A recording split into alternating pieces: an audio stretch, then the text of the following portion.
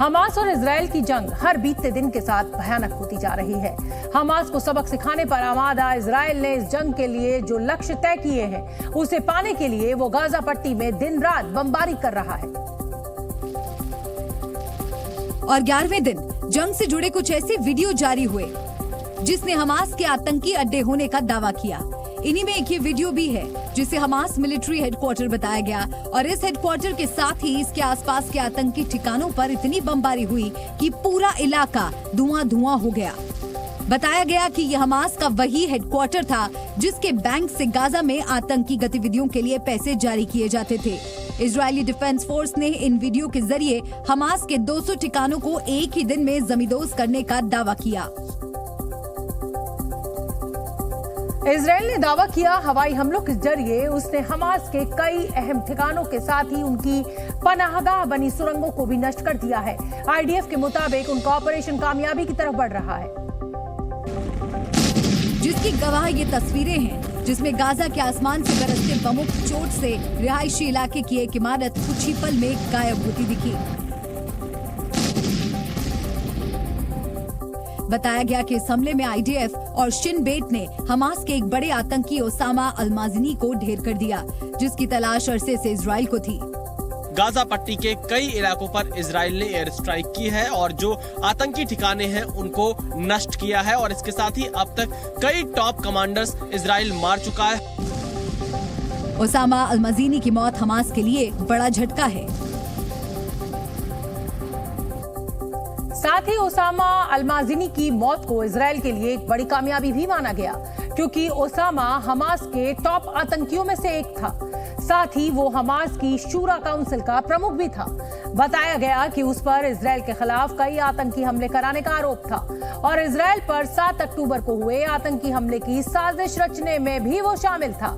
यही नहीं, इजरायली नागरिकों के साथ ही विदेशी नागरिकों को बंधक बनवाने का एक जिम्मेदार ओसामा अल-माज़नी भी था। हमास को जड़ से मिटाने पर अड़े इजराइल ने उत्तरी गाजा के जबालिया इलाके में भी हमला किया। बताया गया कि आज सुबह हुए इस हमले की जद में रिफ्यूजी कैंप भी आ गया और जिस जगह इजराइल की मिसाइल्स गिरी वहां मौजूद इमारत मलबे में तब्दील हो गई। फिर तो चारों तरफ चीख पुकार मच गई। आसपास के लोग मलबे में जिंदगियों की तलाश में जुट गए। लोगों को जहां कहीं शव या किसी इंसान के जिंदा होने के सबूत मिलते हैं वो तुरंत वहां से मदद के लिए पुकारता है। इजराइल के हवाई हमले में ये बिल्डिंग जमींदोज हो गई। बिल्डिंग के मलबे को हटा हटाकर शवों को निकाला गया।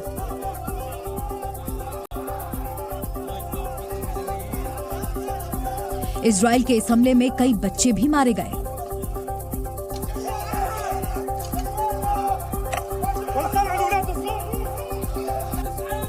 गाजा में करीब करीब हर दिन ऐसा ही मंजर देखने को मिल रहा है। इजरायली मिसाइलें और बम गाजा की इमारतों पर गिरना अब सामान्य हो गया और इसके साथ ही जिंदा बचे इंसानों को जल्दी से जल्दी अस्पताल पहुंचाने की मुहिम भी रोजमर्रा जैसा काम। इजराइल ने उत्तरी गाजा ही नहीं, दक्षिणी गाजा के खान यूनिस और रफाह बॉर्डर क्रॉसिंग पर भी हवाई हमले किए। फिलिस्तीन के गृह मंत्रालय का दावा है कि बीती रात हुए इन हमलों में 49 लोग मारे गए और सैकड़ों घायल हो गए।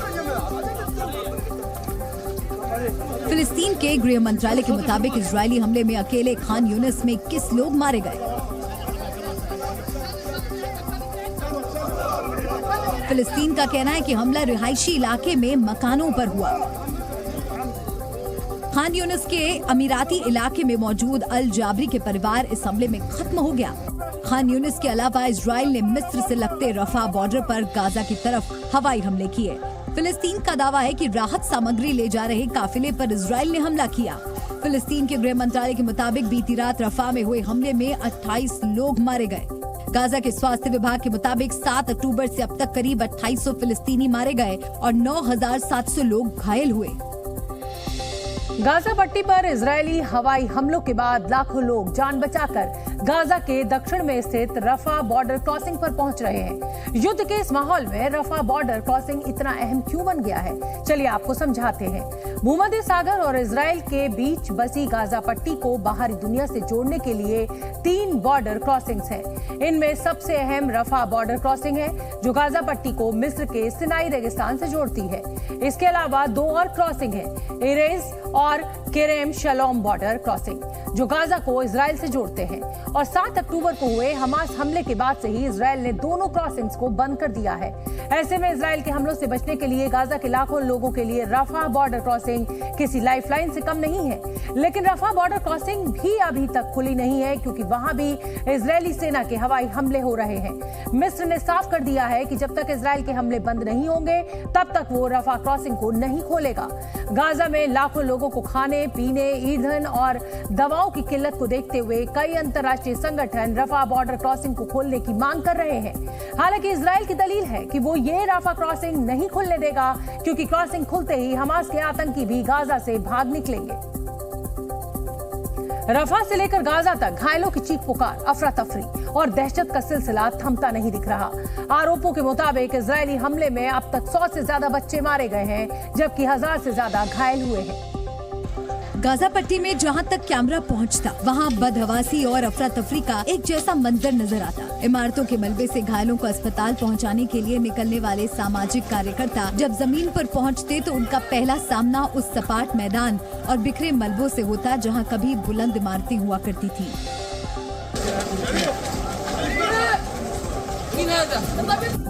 गाजा के रिमल में हवाई हमले के बाद मलबों से उठता धुआं घायलों में अपनों की तलाश करते बदहवास लोग इजराइल के कहर की निशानी जैसे महसूस होते।